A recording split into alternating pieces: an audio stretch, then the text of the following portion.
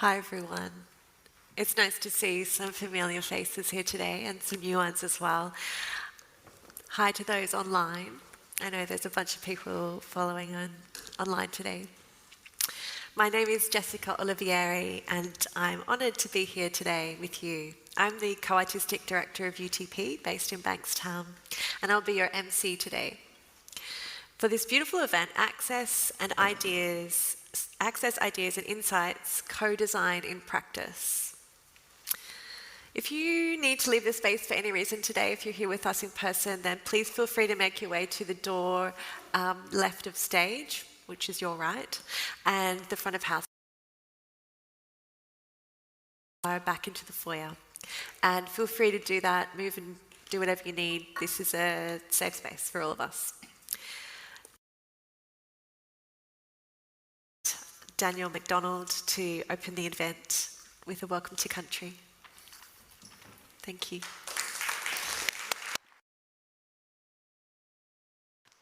Thank you. Thank you so much for inviting me. Isn't it a bit chilly? But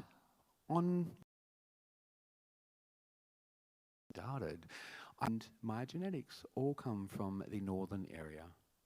I am an artist, I am an actor, and I am a representative for the Metropolitan Local Area Aboriginal Land Council. I am here to represent the amazing lands that we come from today and welcome you all to Gadigal land.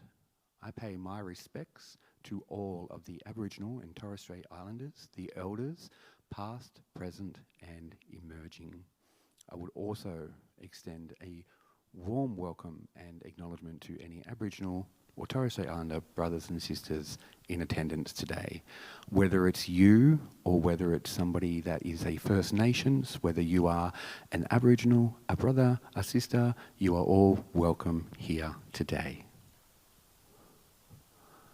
Together, as we come together, we are one. We are one as a community, and we bring together all of our insights, all of our information to the amazing Gadigal land. Always was, always will be Aboriginal land. And today, I would like for all of us to come together and unite and commemorate, one moment, and commemorate the thousands of years that we have of Indigenous land, Indigenous heritage, arts, concepts, art, Songsmiths, as we are here today. Thank you all again for inviting me here. I'd like to welcome you all to Gadigal, and I hope that you really enjoy today's discussions and insights and celebrate the amazing work that is on exhibition today. Thank you all today. I would also like to share a story of mine, that we are all golden. We are golden. As golden as the sun, the world, the light, the warmth that we feel on our skin every single day, the sun that shines through every single window, the flowers that are slowly blossoming, ready for spring, the butterflies, the birds, the songs and the dance, what we hear through the air, the birds' songs, the land, the mountains, and I invite you all to embrace this. Open your heart and let us all unite. Let us all stand together, and together we are stronger. Together, with our arts, with our future, I would like us all to imagine building a better world of strength, friendship and unity. That is gold. That is golden. And that is why we are all golden. Everyone brings value. Everyone brings gold. Their spirit, their thoughts, their insights. And today we are all here as equals. There are no barriers. Today we have freedom. Today we embrace creativity. And today we feel safe, we feel respected, and we feel cared for. So let us all break through and let us all share in the gold, the heart, the kindness and the strength that we all hold regardless of where you are from. Today, the 10th of August, we walk together. We consider the golden path and we support one another. As we support one another, within this land we stand united, confident and proud of the community that we all serve. I acknowledge and respect everybody here. And before we wrap up, I would like to acknowledge those gone before us who have advocated the path to freedom, choice and control. Today, we enjoy those liberties and we continue to do so because of our forebearers, and with strength together, kindness and respect for one another.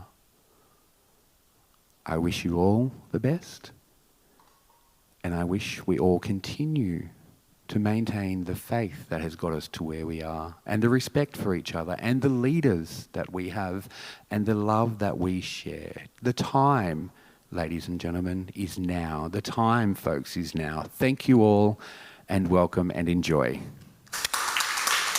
Thank you. And, before I do finish, I have been a little bit travelled, and I am here finally. I did want to let you all know that I am introducing myself. Just a bit of a visual description: blue glasses, brown hair, blue pants and a jumper with a collared shirt. Thank you all. Thank you all so much. Thank you so much, Daniel, for that incredible welcome. It was so generous and warm, and I think this sentiment of supporting each other is something that is deeply embedded within this conversation, and is a perfect way to begin. Before we go into the conversation, I would like to thank Amy Mills, Development Manager and Arts Development Manager, and Liz Martin of Accessible Arts Fame, and the whole team. It's been a wonderful, wonderful thing to work with you all, and I thank you for having these important, transformative conversations with your community, with our community. Thanks to Marnie and David for being Auslan interpreters today as well.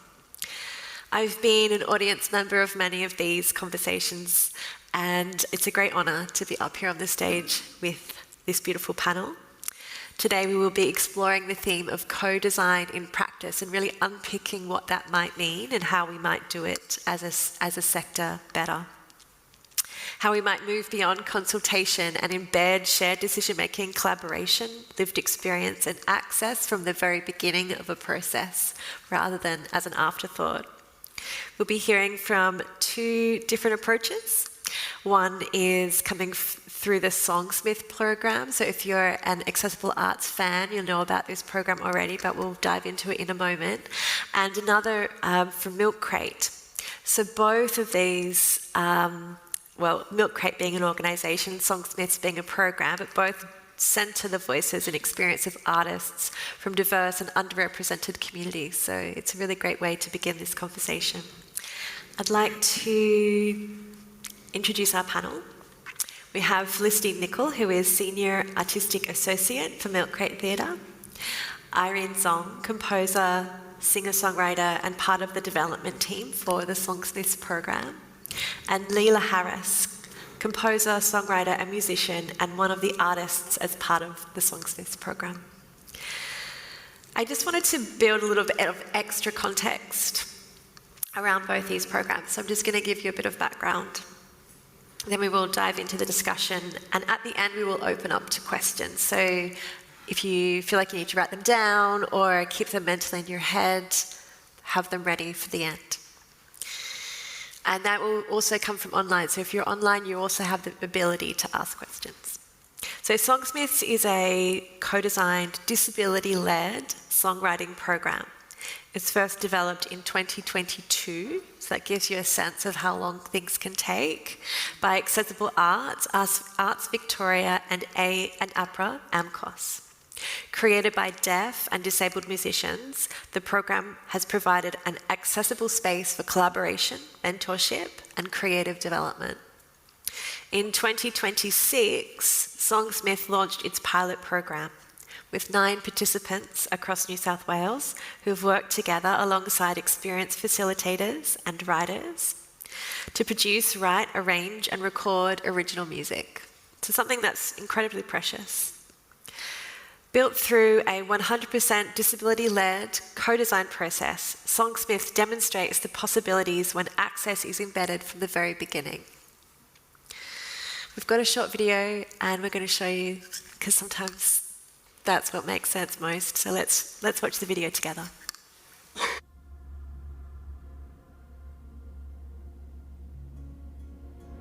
The aim of the Songsmiths program is to give songwriters with disability the tools, the resources and the guidance they need in order to do their best work. And it's the result of a 100% disability-led co-design process. Radically different to any other kind of songwriting program. Everyone has come in with such an open mind and an open heart and has created a space for absolutely everyone to feel safe to make beautiful music. This experience has given me such a lot of confidence in myself and my capability. There have been so many skills that I've been able to explore. We don't always need to create pressured environments in order to make diamonds. It's a blueprint for what happens when you give the appropriate resources, funding and support to any creative professional. It's not just important for people with disabilities. The systems and procedures and communication that gets put in place benefits everybody. One of the driving forces behind the actual project itself was this idea that there is a massive untapped musical potential in the Australian music community. That effect in this program is the strongest that I've seen anywhere. In any of my musical experiences, I am changed from this program. I really am.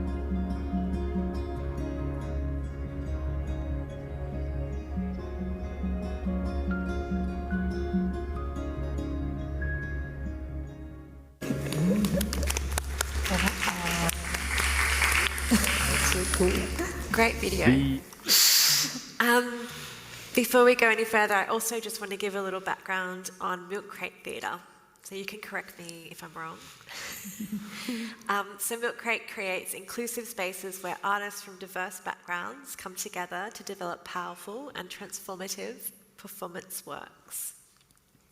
Through meaningful creative engagement, artists build confidence, skills and connection, supporting greater self-determination and future opportunities. Led by the voices and experiences of underrepresented communities, Milk Crate works with artists who may have experienced homelessness, disability, mental health, or cultural and linguistic barriers. Their work changes perspectives, explores important social issues, and uses storytelling as a tool for connection and change. Now let's get the conversation started. So to begin, I just want to ask the question, what does co-design look like in your particular practice, so of Songsmiths and in Milk Crate? And I'm going to hand over. Would you like to start, Felicity? Yeah, sure, I would love to. Oh gosh, so in 2022 I joined a team of 6 co-designers, and I'll just take this time to shout them out because they were wonderful. This was Amber Wilcox, Rowan Brooks, Anae Paris, who is here, Fletcher Babb, Dan Pash, all 3 of you are here, and myself. We were led by the amazing Morwenna, who is here with us today. Just a font of knowledge. Morwenna's a disability and access consultant. We had 6 sessions over 3 weeks, and as Jess mentioned, we were all disabled and we were all musicians working in the industry. We had guest speakers come, I think, every session, and they were so invaluable to the process. It was like we were stirring this big cauldron of soup, and they each brought an ingredient. So we had Asphyxia, who spoke about deafness and songwriting. We had Z Naziro and Jerry Ijale Agbinya, who was from the Space Creators program, and they taught us about how to create this ambitious, competitive, yet culturally sensitive and humble program. We also had Gail Kennedy, who spoke about values to keep in mind when creating on country, and values to be sensitive towards when collaborating with First Nations artists. So really similar to Milk Crate, we also had this vision of affecting social change through art and also the process of making art. We frequently revisited the cultural model of disability while we were co-designing and also in the consultancy stage. And I think it was just so incredibly empowering and subversive to frame our community as cultural makers instead of being subjects or at the mercy of what dominant media depicts us as, or the lack of depiction of disability. A key word through co-design was to provoke, which came to us from Dan. And we just kept circling this idea of provoking change, and we landed on the word redefinition. So we aim to provoke a redefinition in mainstream understanding of how viable and high quality music is made and who makes it. Cool. That's great. Yeah. So in reflecting on the practice, I think something that co-design looks like on the ground is that like we had to hold so much tension between these beautiful dreams that we had of what this program could look like, with that tension between those dreams and our lived experiences as disabled musicians in this really harsh industry. Yeah, absolutely. Yeah. Leila, do you want to talk to that about how it felt to be within that frame? Yeah, absolutely. I mean, it's so, I think, beautiful to hear about the process that went into designing Songsmiths as a program, because I think as an artist participating in the program, you can absolutely feel the amount of care and thought and intention that goes into creating something that has such a big impact as something like this for me as an individual. And I think also it's something, the effects of that co-designed process of conceiving the program can absolutely be felt in every aspect of how it was then executed. And also I think particularly like something that we've been able to have lots of reflections on has been the relationships between the facilitators and mentors and the artists participating in the program, and how there was this really beautiful and unique extent of collaboration between the facilitators and mentors and the artists. And I think that that was uniquely allowed because of the intentional process of designing the program, and that is like just so appreciated as an artist accessing opportunities, and something I hadn't been able to experience to that extent before. Oh, that's amazing. That sounds incredibly precious, and like collaboration kind of bled into the content out of the framework, which is kind of cool. Felicity, what about for you? What does it look like at Milk Crate? Milk Crate. So Milk Crate's been around for over 25 years, and in that time we started, kind of on the doorsteps of, I think, the Matthew Talbot hostel, and it's kind of grown in terms of the varied communities that we're able to collaborate with, which is wonderful, but also means a huge range of needing to, I guess, humble yourself over and over again in terms of being able to meet people where they're at, and really look at how do you empower someone to give what they've already got inside them, rather than upskilling them to an idea of what an artist is or what it means to be a part of an industry. So in that respect, there's a lot of unlearning and a lot of devaluing of hierarchy as much as possible, I suppose, in an artistic sense, in order to really be present with someone and value what it is that they have to share. In practice, it means a lot of time, as I think we're all know within this room and beyond. A lot of time, generally, it means a lot of thought resources, and in the case of not having enough money to be able to dedicate to these things, creativity. Like, how do you think in different ways? How do you lean on different contacts in order to glean how people have done things before you? And then again, I guess towards the end of a process, always trying to return a bit to humility and to make sure whether or not people have actually seen it as truly co-designed. Like, do they feel like there is that sense of authorship or that sense of ownership over whatever's being created? Yeah. And that's ongoing. That's ongoing, and I think valuable to understand as much as when you've kind of lost it or it hasn't quite worked out, what went wrong, and being able to take that as data and then reapproach. Yeah, amazing.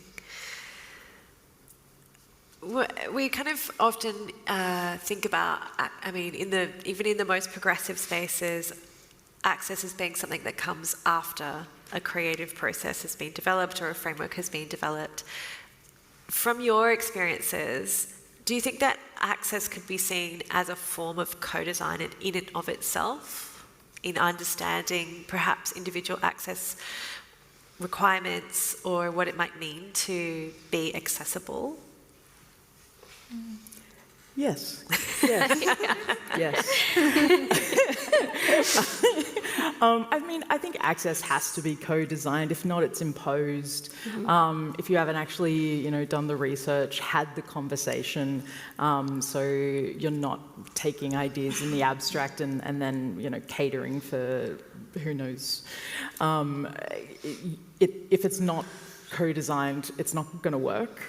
And I think it gets sniffed out really, really quickly and easily, especially from the community or from a marginalised community. I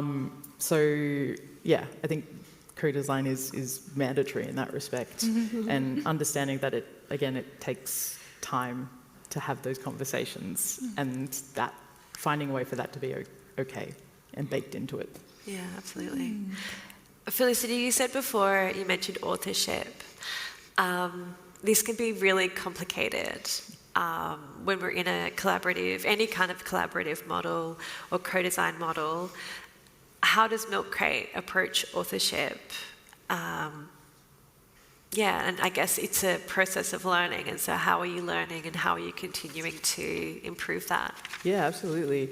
It's really hard, especially a lot of the larger works that we make are devised, so everyone owns it in a sense, everyone in the room. And so a lot of the time it can be a case-by-case basis and can depend on the art form itself as well. Something really simple. Ask participants how is it that they would feel that sense of ownership and that authorship. Something we always do. We pay our we pay our community artists, and whether or not that's just for a consultation or it's being a part of it from consultation through writing into performance, etc. And then signage that actually acknowledges their contribution and things like that. We're venturing a little bit into some screen-based work, and so we've had to, talk to arts law around IP in that respect, because it's this whole other incredible, scary ecosystem. And again, making sure whatever it is in discussion with people, I think, is the best way to go. A work that we're doing we're doing at the moment, Poverty Porn the Musical, coming October 2027. We wrote a manifesto with everyone in the group, and that's to talk about process, content, form, and it's literally in there. We want to receive royalties for any songs that are made together, and it's well, that's clear, and being able to go back to that and be have we done this right? and check it in to see if it's continuing to feel like the essentially the right vibe for the room and everyone in it. Yeah, cool. Yeah, I mean, there's so much thought happening in that space. Big shout out to Terry Janke and the crew in relation to First Nations ICIP, and I think we can all learn a lot from the way that that's been framed. Irene, you've been involved in Songsmiths from the very beginning, in co-designing, mentoring, and then facilitating the pilot program. Can you talk us a little bit through this idea of learning and perhaps what has been your learning trajectory from enduring this process as a result of this co-design process? Yeah, I would love to. I think in the co-design process, my biggest learning was that we really did have to get really messy and creative and courageous before we had neat little vision statements or could even submit anything to a funding body. Shout out to the funding bodies. Hi, Craig. Shout outs to funding bodies. And with a group that was as diverse as us, we of course didn't always agree, and that was sometimes really difficult, to be transparent, when we didn't agree and when we misinterpreted each other in a lived experience space, it can feel extremely heightened. But then at the same time, the thing about diversity is that it also won us the day, because I think Morwenna did an amazing job in seeing that we each had strengths and had something different to offer. Yeah. So the ones of us who were better at coming up with the title of the program were given that task, and the people who could wrestle with mission statements were given those tasks. And there were just so many ways of contributing as disabled creatives. So that's my biggest learning with co-design. Yeah. Whereas as a consultant later with 10 professionals who were then brought in, it was really nerve-wracking to have our work be inspected. But actually, it was great to then put on that hat myself and think we're moving beyond the stage of dreaming. So now how can we make this thing alive? How do we breathe life into it? And I think it is so humbling, as Felicity was saying, that humility is such an important quality in this creative process, in co-design. And there comes a stage where we do have to just let the program evolve and change. Yes. And as for being a mentor, I think one of the, what's my biggest learning here? I think I might have to shout outs to Dean Nash, who is a participant of Songsmiths, who told me when we had wrap-up drinks that it's so important to celebrate, and to, instead of thinking about taking this program home to Melbourne and what tweaks could we make, I think it is so important to recognize the good work that we've done and let the nutrition, the nourishment really sink in.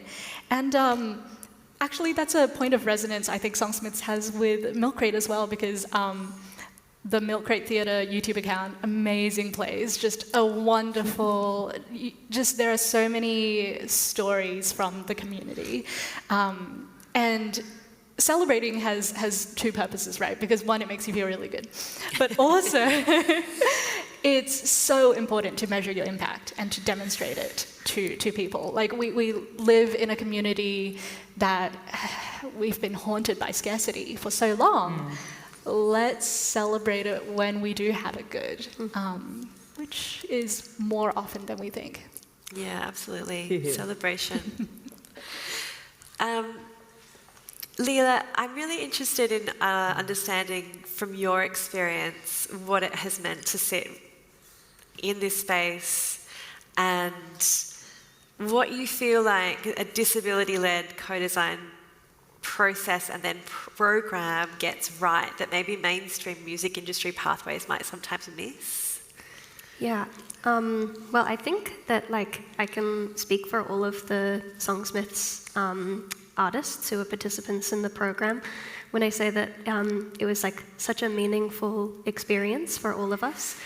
And I think that for me, reflecting on the experience of the program, it was such a great lesson that when you're not trying to show up to work in a space suppressing a part of your identity or your needs, you're able to create things that completely surpass your expectations of what you're even capable of.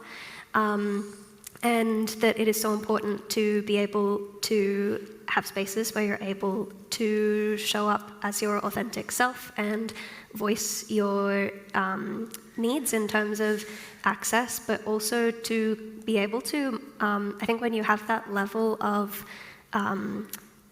trust that you're in a space where you're able to kind of work at your full capacity, you can also have much more trust in yourself as a creative individual.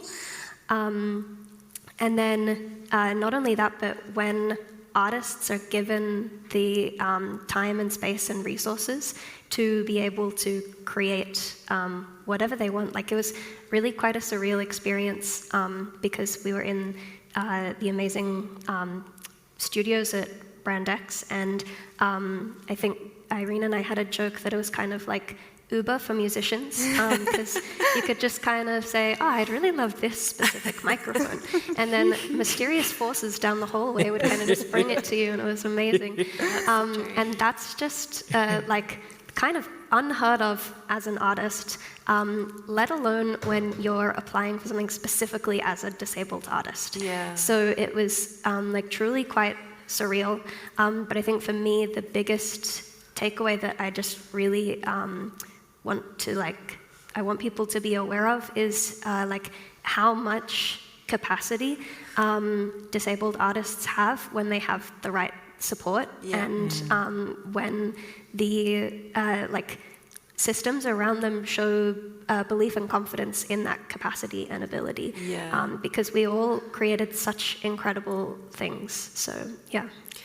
Can I just prompt this a little more, because I think specifically your song, Leila, you took a huge gamble. And I think the systems and the facilities supporting you probably gave you, I'm not going to speak for you, but did it make you feel safe enough to spend an entire session just throwing around Post-it notes on the floor with me, absolutely. and not doing any actual That was important. Yeah, that was part of it. But it was a gamble. It was a gamble.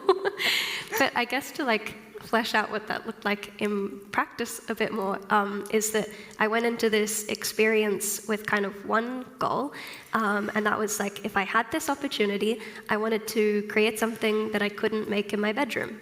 And I absolutely achieved that. And I think I'm a very ambitious person generally, but I came in and it was day one, and I said to Ane, initially in my first session, that I wanted to play around with structure and form, and it was amazing because I've been in tertiary music education for so many years now, and it was amazing to have firstly someone just say, okay, let's abandon all concepts of, structure and do whatever you want. And I was oh, okay, there is no right or wrong in this space. And then my second session was with Irene, and we mapped everything out on multicolored Post-it notes and stuck them all over the floor and made this huge visual map of a song. And I ended up kind of making this huge sort of epic with strings and choral aspects and all this stuff, and it was huge, and definitely couldn't have made that in my bedroom. So yeah, amazing. Do you feel like that's shifted your practice forever? Absolutely, because I think not only has it shifted I said it in the video too, it's shifted my confidence in my capability, but I think it also really shows me that both in what I achieved, but also in looking at what everyone in the program achieved, not only to clarify, not only the artist participants, but also obviously the intentions of all of the mentors and the people who conceived the program. I think it really shows that ambition is so rewarding, and that like we were all so held by one another in all of our visions and the convictions that like everything was possible. So yeah, I think that was really beautiful, and I loved when Felicity, like your when you spoke about ownership and authorship, because I think what was so beautiful about Songsmiths is we each left with like individual products as artists, but it felt like there was this sense of co-ownership of, I suppose, the experience, and we kind of keep talking about the output of the program as an album, which I think speaks to kind of how cohesive it was as a really important personal experience, even though the creative outputs for each of us were really diverse and distinct. Amazing. I mean, huge shout out to the creation of a program that can do that. That's not by accident. That's, there's a lot of hard work that's gone into that. Felicity, I'm really interested in Milk Crate has this really incredible approach to, as we were just talking about, like what is the impact, but then how do we measure it? So not only are we doing it, but then sort of how much are we doing it? I know there's been a big program around that Milk Crate's been developing. What do you think that a measurement of access might look like rather than a measurement of artistic output? Do you think that's something that would be, is that part of what Milk Crate thinks about, or, Absolutely.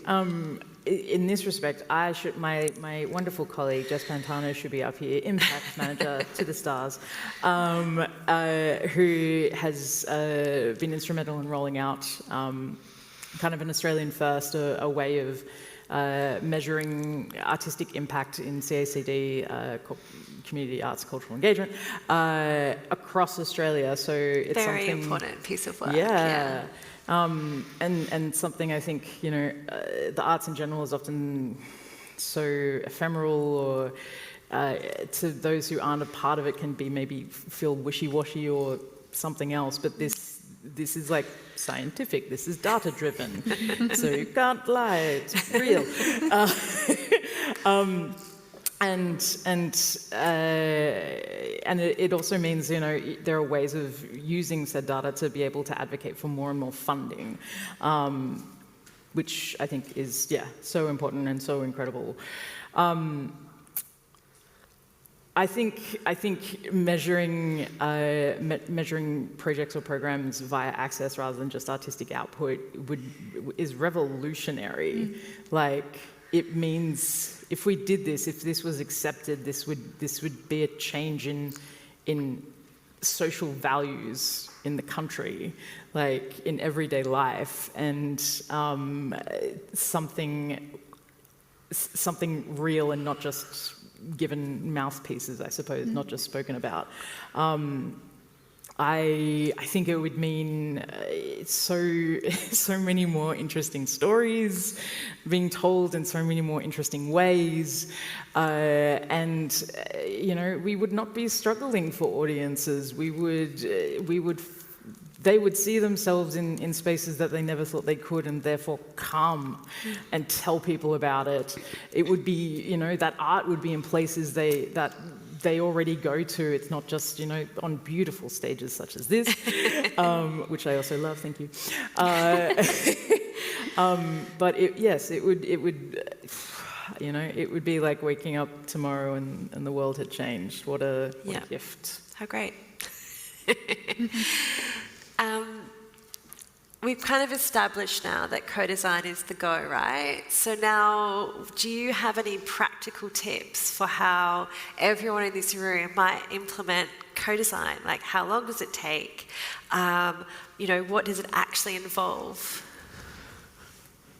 I think something we talked a lot about during Songsmiths co-design was I'm going to unpack this a little, so just bear with me, but something that's accessible to everyone is accessible to no one. And I think that idea we were trying to get at was that access conflicts happen, and that egos can get involved very quickly, but a lot of the times we don't have it's not a perfect world yet, and we're aiming for something altogether. And I think back to the idea of access being so powerful when it is collaboratively designed. Letting go of that perfection can also be so powerful, because I think that's when our shared humanity and our empathy shines through. Yeah. And suddenly we're vulnerable people just trying to be people together. Yeah. Well, then on a shirt. Yeah. Absolutely. And I think that's like the messiness and the frictions can be the point of co-design. Yeah, we have a saying at UTP that a decision made is a good decision. What was that, sorry? A decision made is a good decision. Yes. Are there any tips as an artist of what you think you would like for future programs? What worked? How slow, or how, like, what kind of venue even? Like, what would be the perfect ingredients, I guess, or what is needed for a really good co-design process?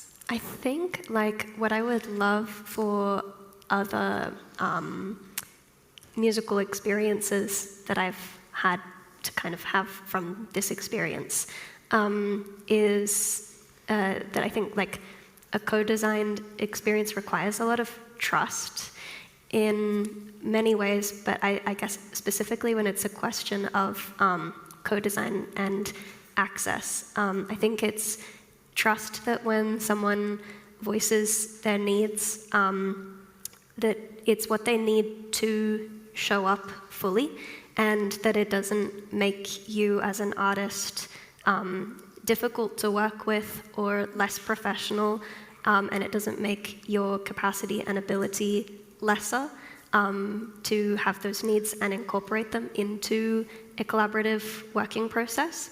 And it's something actually, like I've this year, after Songsmiths, had my first experience of leadership in kind of directing my first theatre show, and it's something that I've been able to learn from my experience in Songsmiths and bring into that like it feels like when you give people the trust to voice their needs, that then everyone is able to work to their full capacity. And I wish that more musical spaces acknowledge that, instead of, I mean, like, everybody in the whole world has access needs to varying extents. And so I think the more that people normalized voicing those, and I guess, you know, whether they're negotiable or non-negotiable, being able to have discussions around them is just really important. And I wish that, more spaces within the industry had that. Great answer. Let's stay with you for this final question that we'll put to everyone on the panel. So get your questions ready out there, online and in the room. I really love this question. So how does co-design change how bold or provocative you think an artwork can be? You spoke before, Leila, to this idea that it really helped you break outside of that, a particular way of working. So I'd love to start with you on this question. Yeah, I think that, I already talked about, I guess, like, the ambitiousness of what can be conceived and achieved, but I guess also in terms of how bold and provocative things can be, I guess it's a matter both of like collaboration of perspective and voice and experience that kind of enriches how bold things can be. And I think that that's, something that I really try to carry with me in collaborative spaces. And then reflecting specifically on Songsmiths as well, I think, again, I sort of speaking for all of the participants, again, I feel like we all achieved something that was beyond the scope of like, you know, what we maybe thought could be possible, or like we were kind of able to access more provocative and bold ideas because we had safety and security in what we would be able to accomplish, and not kind of be shut down for either like something being inaccessible or something maybe being seen as too ambitious or challenging, I guess. Yeah, Irene, sometimes co-design is thought of as sort of meaning that you have to come to some kind of safe middle ground. Has that been your experience in the creation of this program?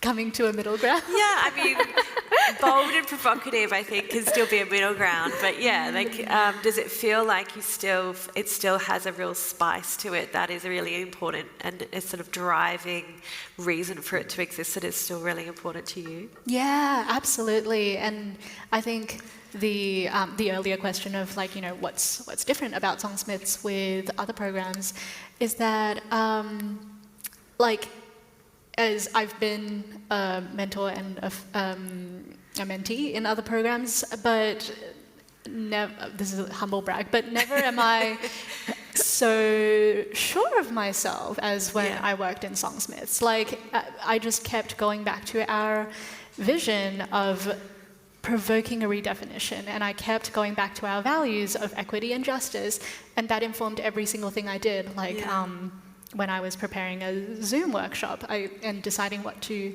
talk about, down to like, you know, I'm working on this chord progression with someone, and what chords do I suggest? Yeah, it's so consistent and thought about that. I think that's where the spice is. Yeah, because in other programs that I've been a part of, that's not really important. Like, those values, they might be on the website, but it's not. It doesn't feel embedded. No. It's more about what product I come out at the end, less about how I get there and why I get there. Yeah. Big shout out to the community arts cultural development sector, who have really championed process, of which Milk Crate is part of. Nice segue. Thanks. Good. I'm interested in this question though, because it can go both ways. Sometimes you can feel like a collaborative or a co-designed process, particularly if it's a process of making a work of art, can sometimes feel like it can maybe, you know, it could be something that could feel less able to be provocative, or something that can also push you, and as a group you can kind of egg each other on to be more provocative. But do you feel like there's a place where Milk Crate has landed in relation to this? No.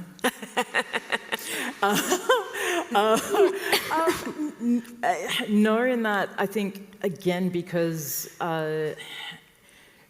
each work, each major work, or each kind of collaboration or partnership is its own thing, and I think Milk Crate's good at understanding that and trying to always do its best to not have a kind of one-size-fits-all scenario, because that wouldn't work. That's just not co-design. Yeah. And I think co-design in and of itself is provocative, because if it's about dismantling power or power hierarchies. Do you think it always means that? Do you think co-design is inherently dismantling power? Because I'd love it if it's true. I would. Yes.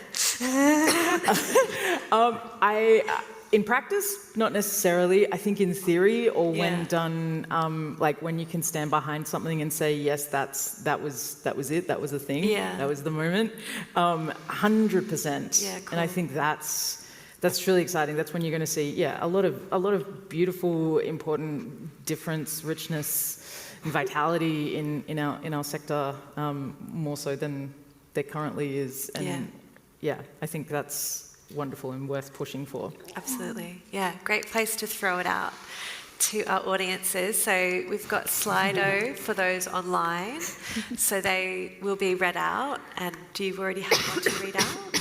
Raise your hand if you have raise your hand, yes, if you've got it in person. Great. Thanks, Deb. Thanks for sharing all your experiences. I've got a question for Irene and then a question for Leila as well. What was the process of selecting and how did you bring on the facilitators and mentors, and where can you hear the songs? The process for selecting the mentors and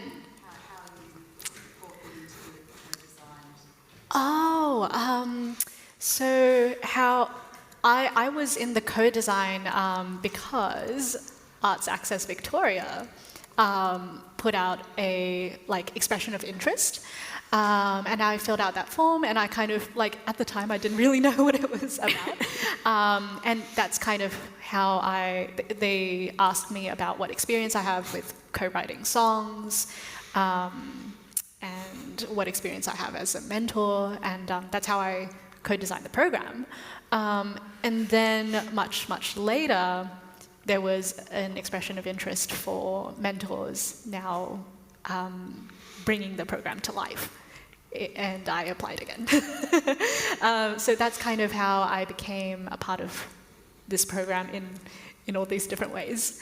Leila, how was it for you as a participant? Yeah, sorry. There was also, I think I came across it on Instagram, an application process to apply as an artist. And as for how we can hear the songs, we got our first round of mixes back just last week, which was very exciting. And then I think just this morning we were discussing strategies around releasing the music. So, cool. Yeah, very exciting. That's very cool. Does that answer your question? Thanks.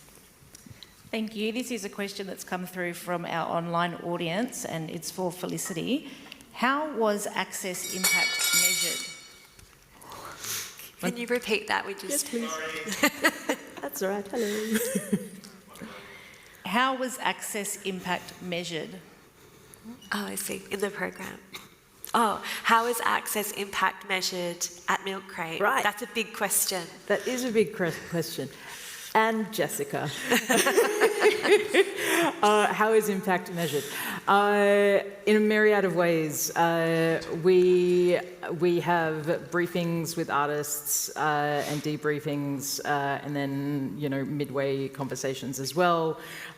We do lots of kind of feedback and evaluation forms, and then also take a kind of measurement from the beginning for every artist about no matter what kind of program they're a part of. I feel like I should be talking to someone, but this is an online question. It's an online question. There's a camera up the back. And all of those questions are not only about their well-being and how they kind of feel they fit in society in some ways, but also their own sense of practice and artistry and creativity, and then we look at what they responded to start with, and then potentially at the midway point, if we do that, depending on the length of the program or project, and then also at the very end, we'll then also have a full debrief with everyone that's involved, including our community artists. And then also we do audience measurements in terms of what they thought and whether or not it changed any of their opinions around any of our target community groups. Yeah, it's a big question. I mean, access is, impact is something that I think the whole sector is grappling with how to measure. And I think in order to do better and also get grants. Right? So, yeah, I mean, but Milk Crate really is leading the way. Just, is there anything that you wanted to add? Oh, okay. Okay, is there anything that can we pass the mic back to Jess before we go to the next question? So this is the she might first just time. want to add something. This is the first time that there's been a national impact measurement kind of project in Australia, and it's a way to kind of standardise questions so that not everyone is asking their own impact questions in silo, but rather what are the questions we're all asking, or we all should be asking, so that, you know, across the board we can rate our impact in Milk Crate versus somebody's impact in Perth, for example, and that's doing something similar. Yeah, that was pretty good. I'm Jess. I'm the Impact and Comms Manager from Milk Crate. It's actually my last week at Milk Crate, so if you have any questions, please email me. It's jessica@milkcratetheatre.com. Yeah, we have a big project at the moment. We've been running it since 2024. It's called Creating Impact, and it brings together funders, arts organisations around the country, and an impact consultant company as well. And we're basically co-designed a shared impact framework. So the framework is modular. We're all asking, for the sake of the project, certain data sets, so maybe 5 to 10 questions for the sake of it, but it's intended to be modular. So because we're all different, we're all doing the same kind of thing, but we work in different art forms, we work with different communities. So right now we're in the pilot implementation, so everyone's testing the framework in real time and with their communities, and we're learning a lot. So the project will end next year, and we'll have 2 reports. One will be about the data that's come through, or the value of community engaged arts and that story, and there will be another report about the process. So we're hoping that funders will realise, if there's any funders in the room, if you could talk to each other more and ask us all the same thing. And yeah, just to show how co-design can work across the country for community engaged arts organisations, but also in impact evaluation, how we can tell our stories better, how we can get the impact stories back to community, most importantly. But how do we filter it up to funders to make it easier for very busy at capacity organisations? Thanks, Jess. I hope that made sense. Yeah. Let's go to this question here. Hey, I'm Bart. I was one of the facilitators at Songsmiths as well. Hey. Cool. This is more just add a layer to what you guys are saying, and then maybe you guys can speak about it. I feel like the real strength of the Songsmiths program that I have been thinking ever since we finished, what was it that made it so impactful and made it feel like it did? And I really think it was the co-design, but co-design at the point of inception, and co-design to the very last day of the program. We came together, and I think the courage inherent in putting this together was that there was a lot of hands-off. There was not prescriptive at all. We all came together on the first day of stage 2, which was us in the studio, and there was really no there was no top-down prescription about how we were going to actually make the music, how we were going to work together, who was going to work with who. We all came together and were given the space and the time for that process to emerge organically, and with a complete, even though there were Dan was there as the coordinator, and Fletch was the right-hand man, and then we had facilitators, and then we had participants. There was no hierarchy whatsoever. It really was as flat a formation as you could imagine. And the way of working just sort of emerged. And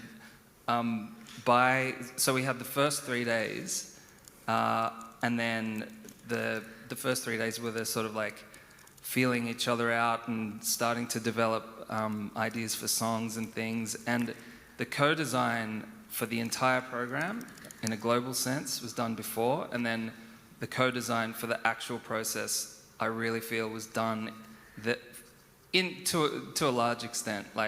Not to diminish, and I think this was just actually the strength of it. was done there in the rooms. Yeah. And I think that is what made it so powerful. And when you're talking about concepts of authorship and ownership, like that is really what made it fit, because it was right. It wasn't just the music that we made. Process was content in this whole thing. And I think especially Felicity, what you're talking about with, you know, if you can embed these values right at the beginning of the design process, that is revolutionary. That is, I really think, is a antidote to what ails us at the moment. Because essentially, at base, it's kindness. It's kindness, and everyone can benefit.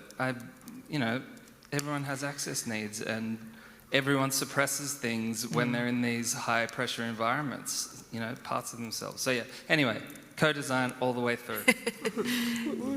Love it. Amy, how are we going for time? Maybe one more online? Great, let's do it.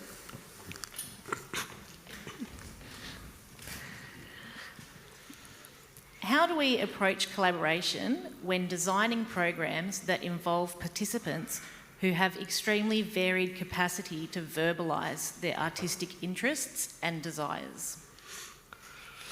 Open Can to you just any do of the first part of that question again? How do you design a program when How do you needs are so approach different? collaboration when designing programs that involve participants who have varied capacity to verbalise?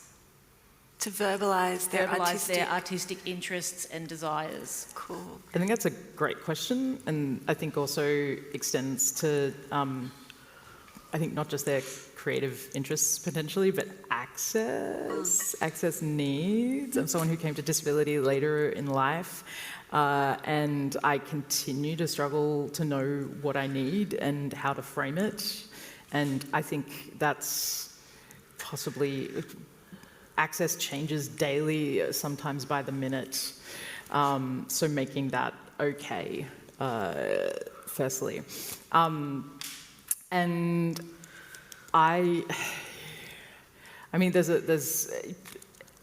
I suppose having as many examples as possible of what is possible for your program, for your collaborative artists, your community artists, whomever, what is possible in terms of your budget to begin with, in some respects, and your own knowledge. If you have people already within a leadership position running a program directly to people, you know, if they're not a songwriter and people become interested in songwriting, that needs a rethink.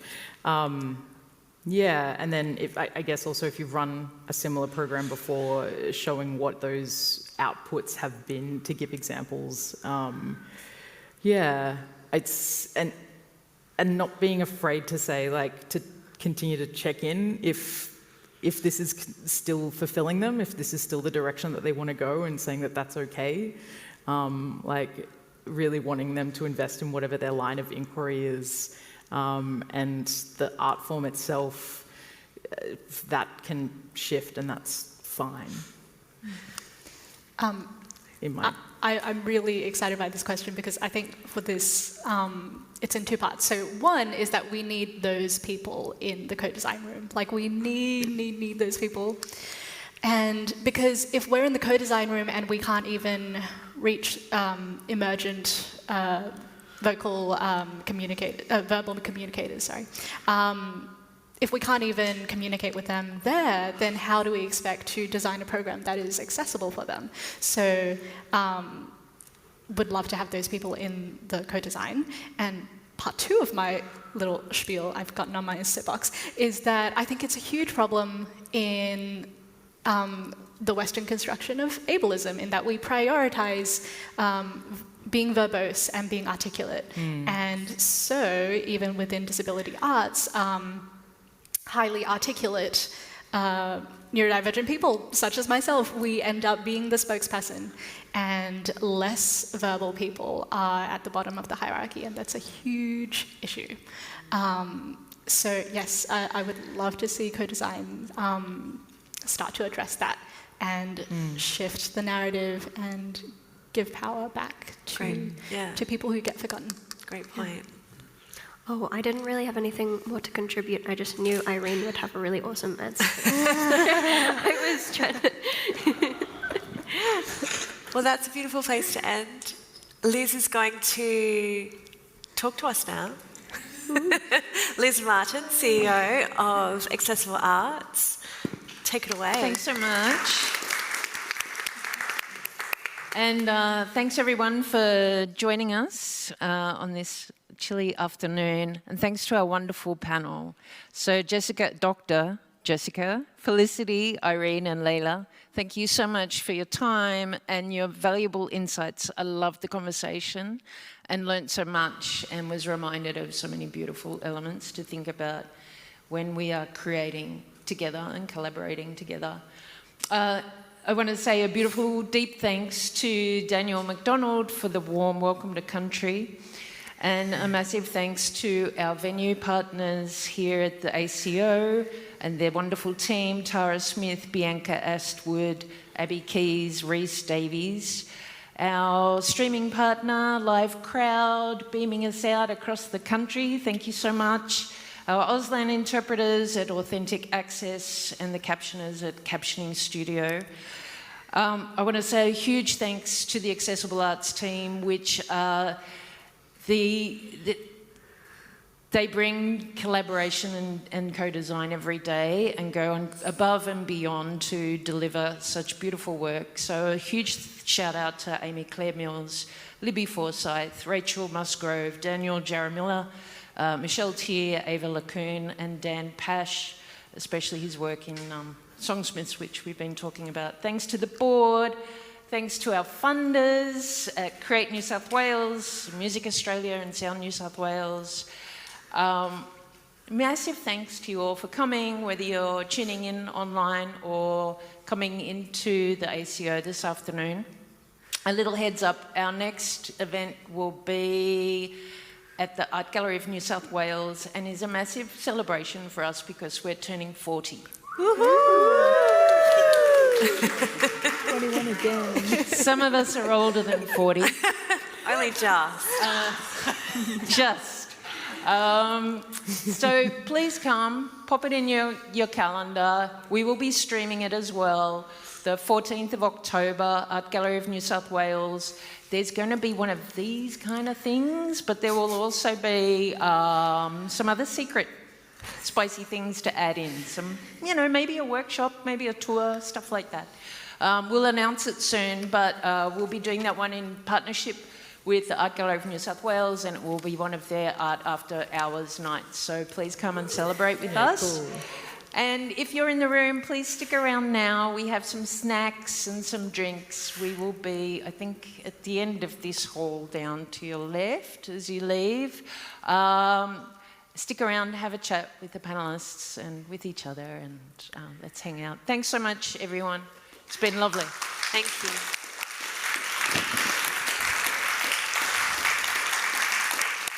Thank you so much. That was so much fun. Thank you.